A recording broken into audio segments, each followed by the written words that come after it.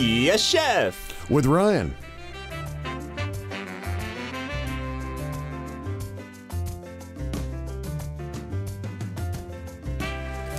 It is Tuesdays, the most delicious day of the week for Hashtag Daily K, because we have our delicious Chef Ryan, but even more delicious cuisine in the studio. Good morning, Ryan. Good morning, Peter. How are you? You are looking super delicious today with your shirt, your little scarf, your jacket.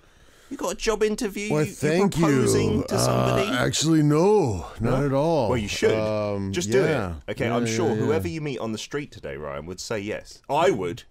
You got the royal blue. You're looking pretty sharp yourself, But man. this sweater, I'm sure it's shrunk. It's definitely not that I've put on weight, but it's got like into a crop top or something. Yeah. Nobody puts on weight during the holidays. Of right? course not. Nobody. No, especially not someone as diligent as me, exercising all the time. Ryan, I follow you on social media. We do actually, our show. And I saw all the turkeys that you were delivering for Thanksgiving. How many did you get through in total? Oh, 26. Wow. And you delivered them all to the people eating them in Korea? Well, 12 went for one event. Oh, wow. And 6 went for one event, one other event. And then the others were for separate groups. It was a lot of fun. It was so cool. You know, even people came by and brought me the sides, because I didn't do sides for everybody. Some people asked for some oyster stuffing or some herb stuffing or a pumpkin pie, and I did a few of those. But then some of these folks that I don't necessarily know that well, they just, came and picked up a bird from me, a smoked turkey, brined and smoked, labor of love. And then later that night, came over to bring back the pan, which is pretty much a disposable pan, filled with all the side dishes that they and their friends had made. Oh, wow. That is so cool. Yeah, for me to try them and just to share them and just in the Thanksgiving spirit of just community. And you got a few of those, so you must have been overwhelmed with awesome. Thanksgiving food. Yeah, it was really cool. Are you turkeyed out now? No. I have had more turkey this year than ever before, but I'm still going. I cooked 3 more birds yesterday. For fun? Well, because I had 3 more. Oh, leftover. And not a bad thing to have. So I went ahead and I mesquite smoked those. The other ones I was doing hickory. Wow. But I wanted to do a little Texas style. And then you're gonna share that with people, surely, not eat them all by actually, yourself. I meant to bring some to you guys. You said today, that last week, but Ryan. I slept in a little bit this morning, and I just barely got this ready for us today. So I apologize. It's not turkey that we're talking about, because that's not a popular ingredient here in Korea yet, is it? No, it's not. You can get them. There are some turkey farms now, but it's pretty rare and kind of expensive. Yeah, so, it does have a premium price to it. I almost made this with turkey, though, just for fun. Just to see what it would taste like. I was really contemplating it. It would have made good use of your leftover turkey. Exactly, But I've got to say, personally, I prefer chicken to turkey, for sure. Really? I find it easier not to mess up. Like, turkey can be very dry if you cook it for too long. Now I have to bring you some turkey, because, I wish I would have had, because I had so many people come up to me and just tell me it was the best they've ever had. And I can imagine. imagine. This year's running. And when you do turkey right, it's so good. Just don't ever use that little automatic red thermometer thing that I grew up always seeing that goes ding. Yeah. And because that is designed by people that are worried for insurance reasons and don't want to get sued or whatever. Really? So that thing goes off when that bird is just dry. Really? Yeah. Oh, okay. They don't want it to be undercooked Get in any a way. thermometer and cook it up to about 65, 66 Celsius tops. I kind of go a little bit lower than that sometimes. Really? Yeah, it's not chicken. It's duck. You can duck breast. You can do medium rare, like duck l'orange. Sure. I didn't know that. And that's why I stay away from turkey, because I just like to shove it in the oven. And if you do that with chicken, it doesn't taste too bad, even if it's overcooked. Like, it's a little less dry than turkey. Gritty, grainy. And that's what we're talking about today, is chicken, right? So we're going for an ingredient that is used across a wide range of dishes here in Korea. You've brought one that you made yourself. I saw your video on Instagram. Looked amazing. Jajan, we have the camera in the studio. We're going to show you this dish on the table in your little tukbaegi, the stone pot. This is a chicken dish in Korea known as... jimdak. Jimdak. Yeah. Not Jim as in the male name, but Jimdak, which means what, like kind of steam. The direct translation would be steamed chicken, but really the official Korean name for it would be soy sauce braised chicken. Is that correct? Yeah, that describes it way better than steamed chicken. Steamed chicken makes it sound like, ugh, that sounds really plain and ugh. Yeah. But braised soy sauce chicken describes it better. But still, it's not a full account of what it is. So can you run through this? Man, I had a lot of fun making this last night. It was so good. I got a $4 chicken, a nice 1.2 kilo chicken from my chicken guy for $4. They cut. It kind of threw me off when I first came to Korea, the way folks just cut right through the bones. Yeah, they do. Right? But yeah, I mean that works. They're also boiling it. In Western style, when you do a stock or try to get the flavor out of those bones, you do it really slowly. But I guess if you hack into the bones, the flavor is going to come out easier. So you cut right through the bones of the chicken, especially the leg and thigh bones, but also right through the breast. And you'll soak, or even some folks will like parboil that chicken just in water, no salt, no nothing else. But you don't have to do that. You can just soak it, wash it, rinse it well. Okay. And then get some oil in the bottom of a pan and maybe throw in some dried chilies. The Korean dried chilies. Yeah, it gives a little warmth to it, gives a little background. Then you remove those chilies from the hot oil, put the chicken in. You're getting it, kind of browned a little bit on the sides, and this awesome smell's coming up. Then toss in your garlic, your ginger, then potatoes, carrots, some water, definitely soy sauce, onion, both regular onion and then also like the leeks or scallions. Yeah. Some spicy chilies, a little toasted sesame oil, and then the nice little finisher are those starch noodles. They're glass-like sweet potato noodles. Right. They have to be in there, definitely. They soak up a lot of the juice and it gets like lathered over. It's quite messy when you slurp it up. It goes everywhere. Yeah, it can be. It can be one that you want to wear an apron while you're eating. But man, it really. Oh, you do. I forgot to mention the sweetness. Of course, I always use honey. Yeah. And man, it just came out really good. Did you use honey in here as well? Absolutely. What do many Koreans use instead of honey? Rice syrup. The dark. Well, that's usually starch syrup. Okay. Traditionally, it'd be rice syrup, which is a little bit better for you. But what's that known as in Korean? Rice syrup. Does it have a Korean name? It's not papyot or salyot. No. Mulyot, I guess it's used, but then those different kinds. Okay. A more healthy version is the rice syrup. Because honey here, Ryan, I find it's a bit expensive compared for real to honey. Yeah, for 100% UK. Proper honey, it's $50 for, what is that?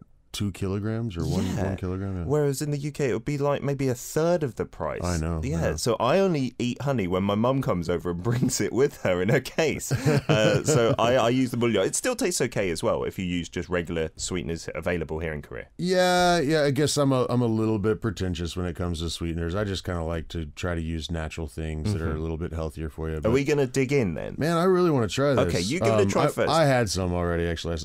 It's so good. It looks really good. You can put your bones here or whatever, but grab that carrot there. You know me, I'm not a big carrot fan, but when it's braised in something, like in the kalbijim as well, which is the braised short ribs, when they take on the flavour of whatever it's being braised in, then carrots, they're so good. But on their own, I really don't like them.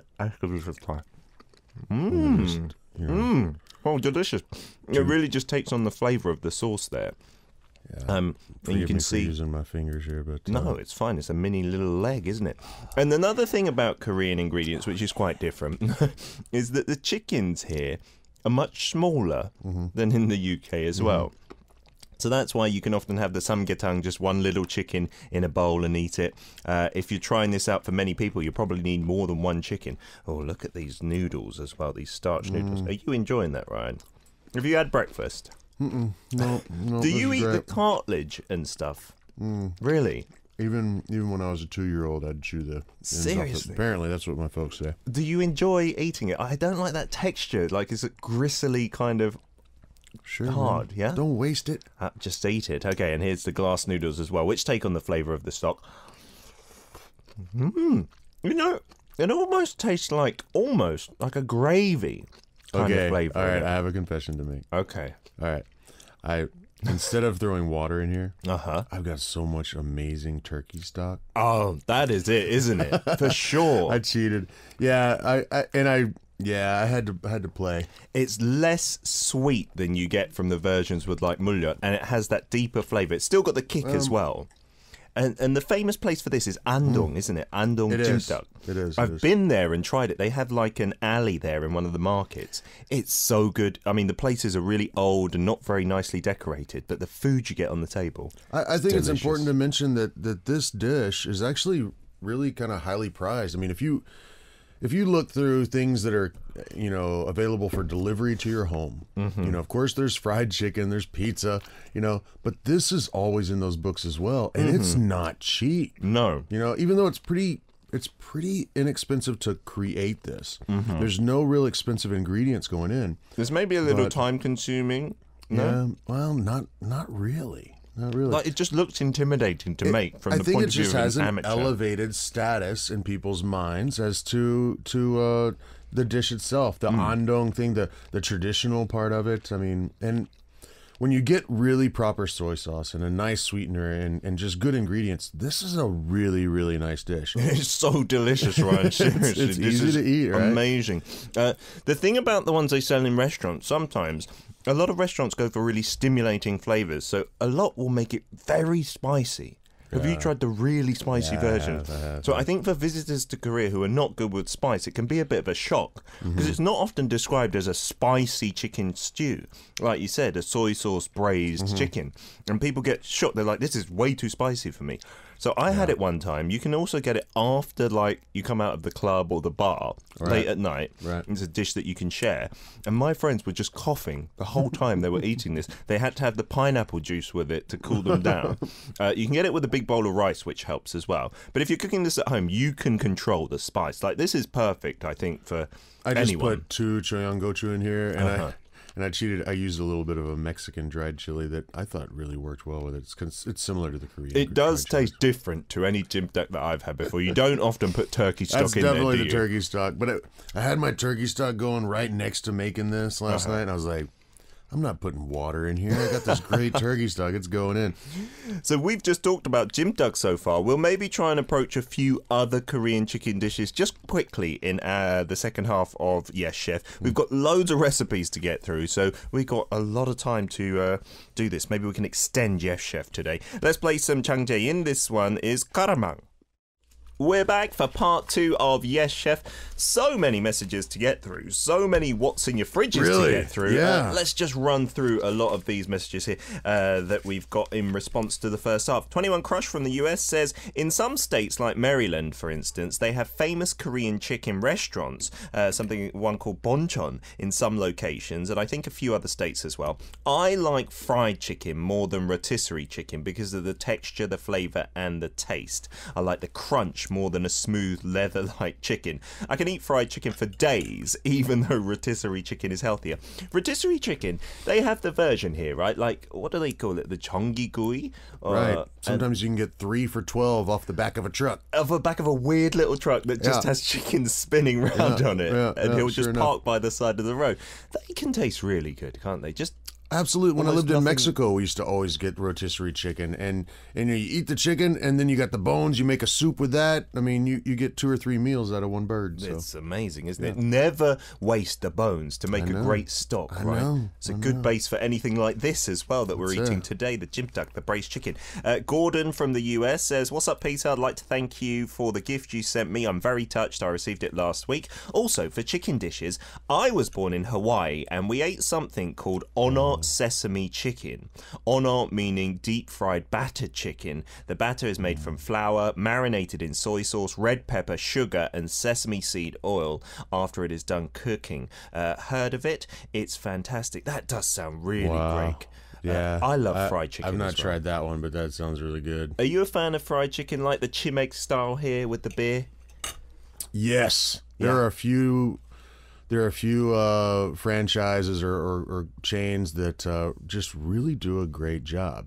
Yeah, exactly. We shouldn't knock it even from the point of view of a chef. There are some chains that really good, right? Well, it's different from what I grew up. I grew up where the original, it wasn't super, super crispy. Then they came out with a more crispy version. But here, that's the way I've done it. And then there's different sauces to go on. Yeah. Anyway, that's a whole nother show. There's some great fried chicken around. We will leave that for another show. It's such a big topic, isn't it? Siska has posted up some dishes here. Mashed chicken with sambal and also fried chicken with sambal mata with mozzarella cheese as well. That looks amazing with rice. Combine it with cheese. I'm not sure. I guess with the 닭갈비 here in Korea, you can often have cheese in that dish. Yeah. It's a bit of an abomination, but it still tastes good. I thought it was funny, but then one day we decided to try it, and it's pretty good. And it's a lot of fun because you're pulling.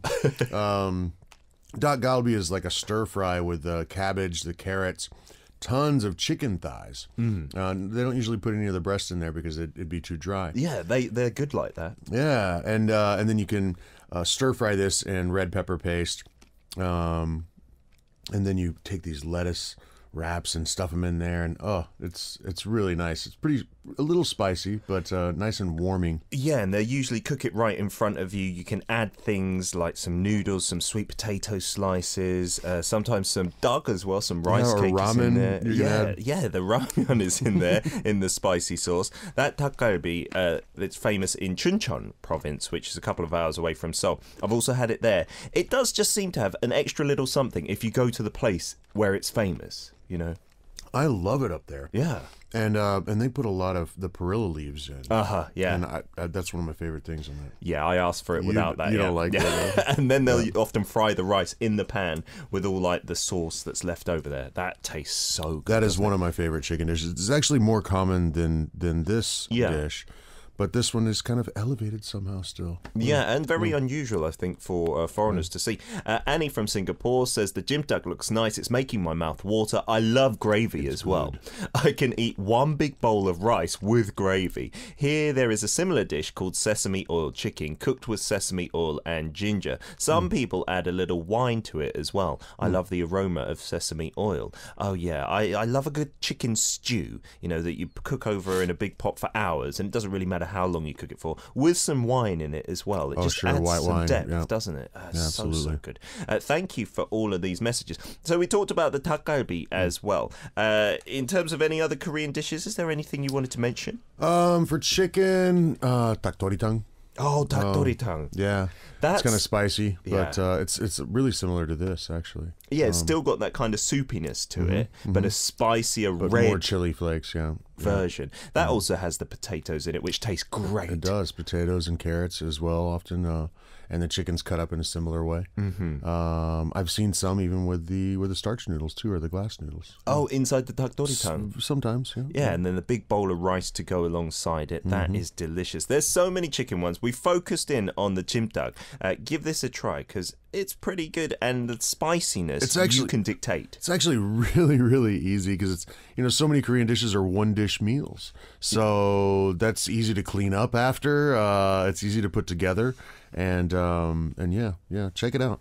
Yeah, and then put the bowl of rice in the sauce, and then you've got a whole other meal as well waiting for you. So we've been talking all about chicken, as Chef Ryan said. Maybe we'll do a separate episode on the fried chicken, because that is a whole other can of worms, so to speak.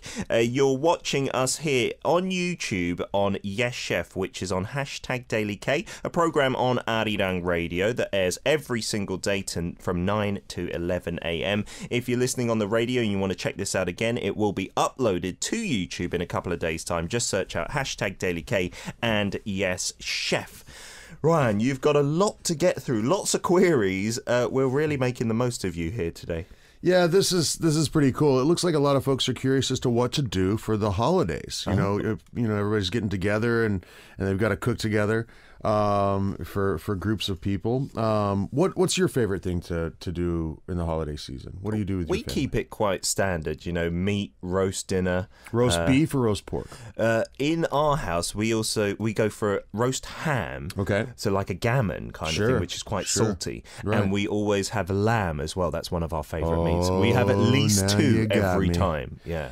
That, man, I love a nice roast lamb. Now, Oh, it's not necessarily for everybody, but if you've never tried it with like the mint jelly, you've got to have the mint jelly it's so good. and gravy together. The lamb, and you can get a whole leg of lamb bone out.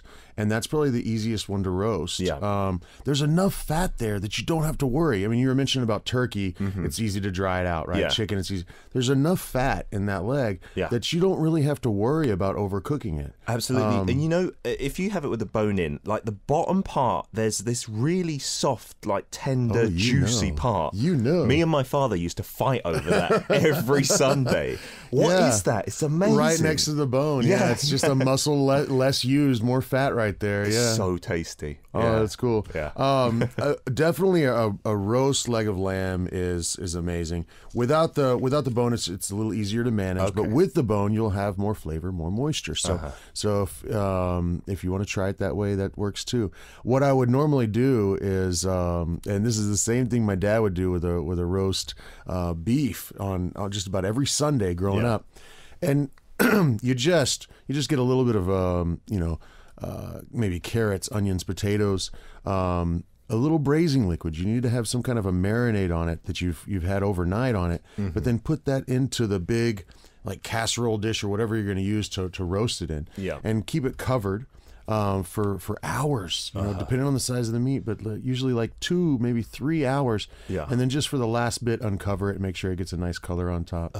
But when you're doing lamb, that mint sauce is just so amazing because you got the strong flavor of the lamb, so then you have the strong flavor of the mint sauce together. Yeah, and the mint jelly, is so sweet as well at the same time. It goes well. It balances so nicely. Really together. Do you do the port and Stilton? Did you grow up doing? No, my dad likes that kind of thing. Okay, yeah, I guess that's pretty old school classic. But whenever I think about a British holiday season, because I learned a few years ago about blue cheese with like a sweet wine. Yeah, and man, if you've never tried it, folks that aren't from the UK.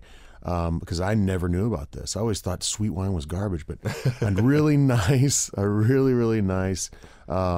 creamy blue cheese like a Stilton, and then a proper port or a Sauternes, ice wine, something like that. It's just an amazing finisher to your holiday meal. My dad would vouch for that if he was still here. He used to sit in his chair with his cheese and his sweet port, like a whole bottle, and just watch TV throughout Christmas. That can give you a headache. There's so much sugar in there, but boy, oh boy, it's good stuff. That's a good suggestion maybe for Paulina from the UK, who's asking what to do for a Christmas party, right? Exactly.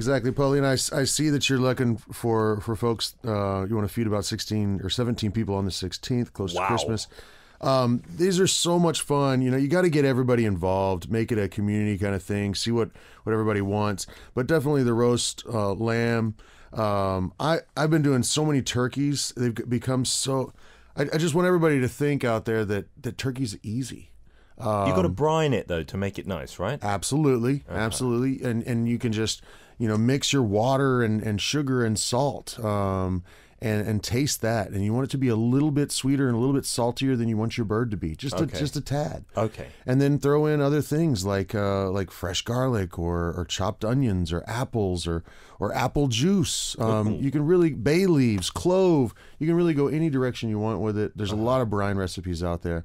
Throw it into the fridge in the brine for maybe 3 to 5 days. Really? Yeah. And then here's the real tip when you're doing a bird, and I think most folks already know this, but I will take the bird out of that brine, out of the fridge, and put it in the pan I'm going to cook it in, and put it on the counter and maybe just cover it with plastic wrap and let it get up to almost room temperature before you put it in the oven. Really? That just makes it cook so much more evenly and faster. Oh.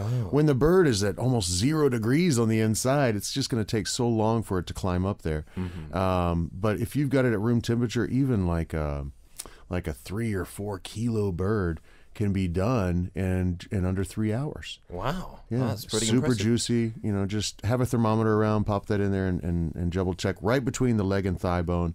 If you can feel that you're hitting a bone on there, and your temperature is Celsius or around 65, 66, then pull it out. Let it rest. That's good enough. Let it rest for a good, 20, 30 minutes, Really? And then start carving in, and then all those juices will stay in the meat, and you'll have the best turkey breast. Of Of course, leg and thigh is always pretty good, but. Wow, Yeah. people often don't have the patience to let their meat rest after they've cooked it, like steak and stuff like that. And also, preheating the oven is key, right? You can't take that into consideration. Actually, when you're doing something big like a bird, it's not all that important. Oh, really? Yeah. You just put it in there together and start it up. Yeah, I cooked 3 yesterday that way, so yeah. Pretty cool. Yeah, we got Key outside the studio. I hadn't seen that guy in so long. He's here because you're here, Ryan, talking about delicious recipes. Maybe he's got something. I really feel guilty. I didn't He's got to bring a get in bunch line, of turkey. though. I must have 20 pounds of turkey in my fridge. I should have brought some. All right. Let's see what else we got here. Rosalind has turmeric, smoked paprika, acorn squash, butternut squash, pears, barbecue pulled chicken breast, eggs, broccoli, ground pork, sausage, variety of cheeses, frozen shrimp, half a radish, all kinds of herbs and spices, lemon, basil, and pineapple sage. Ooh. Okay. You know what I've been thinking about a lot lately? Have you ever had a good consommé? Is that the dessert? No, sir. No. Oh, is that the soup? Sorry, Yes, the cold sir. soup. No? Not always cold. No, okay. It's just a concentrated broth. Okay. With nothing in it other than just almost a clear liquid. Oh, a little okay. color to it. Right, yep. And you want to, she mentioned she really wants to try to use the turmeric. And turmeric and the radish can go well together. And you've got eggs. Now, when you do a consommé, basically you're going to make your stock, and then you're going to add egg whites to it. And the egg whites is kind of known as a liaison. It helps remove the kind of impurities out of the stock, and then you can strain it through cheesecloth, and you're left with this like essence of radish and turmeric. Wow. The shrimp would go really nice into something like that. But what I would do there is take the shrimp and actually poach them in the consommé after you've made it. Oh, wow. Oh, that sounds nice. Add some flavor. This would be a really consommé. delicate kind of thing. Yeah. I know usually we're talking about stuffing something and having these strong flavors. So this is a little contrast. Rosalind also mentions that she made what we were talking about last week, and it became a really nice dish for their Thanksgiving feast. Thanks for letting us know that. That is so cool. I'm glad that we could participate in someone's holiday. Absolutely, Ros. Thank you. I wish you'd post up some pictures as well. Audrey from France sent us a similar message to Paulina asking for some tips. So hopefully she can use what we said earlier, things like roast lamb. We talked about wine as well in terms of sweet wine with some blue cheese, because she mentioned some red wine lovers in the family.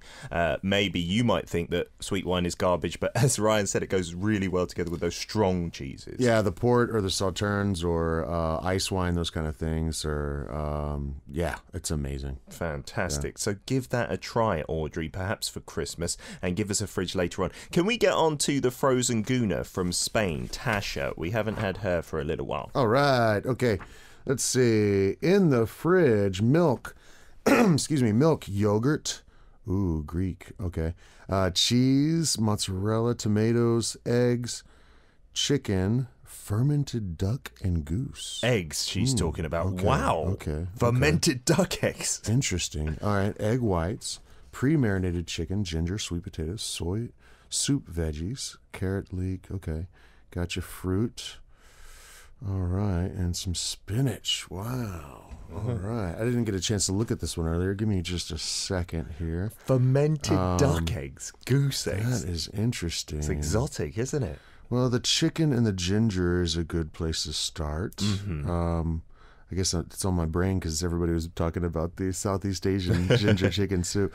Could we incorporate the Greek yogurt somehow, maybe? Boy, I love Greek yogurt. Yeah, so good for you as well. You know what you could do, which is kind of be holiday oriented. Did you ever have that classic spinach artichoke dip? No, of course not. You never had that? I was so fussy as a child. I told you I didn't eat any vegetables. Well, I'm not a huge fan of buying those big old things of dip and bringing them home and share. I like to make stuff, Okay. but with this fridge, you could pull it off. You could use the Greek yogurt, you could use the spinach, the chicken. The chicken in the dip? Oh, absolutely. Wow. Absolutely. I don't know what it's marinated with already, but yeah, you could make a chicken spinach yogurt dip with a little bit of the onions in there would work as well. And some of the cheeses could also go into that. It's a really rich dip. Often it's made with spinach, cream cheese, artichokes, a little bit of garlic, onion powder. maybe some sour cream. And it's a super rich dip that you could have just around for the holidays. With some bread to dip You could do into bread. Well, I guess the healthier version would be carrot slices, broccoli cucumber or crowns, something like that. yeah, something like that.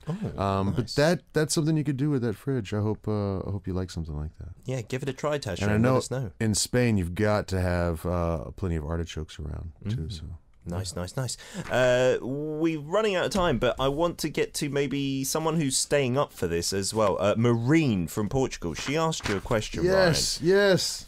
She said her fridge is quite empty lately, but she bought some gnocchis that you recommended our listener Audrey try out last week. Did you see the picture? I did. They look pretty good, yeah. With the cured meat. You gotta just flick them off the fork. Okay. Flick them off the fork. That's the way to make them. But Marine has bought them, and she's figuring out what to do. What can she make, Ryan? Obrigada, she says. Yeah, mire, aqui, você pode, é bem fácil. You can, you just drop them in boiling salted water, and as soon as they start to float, take them out.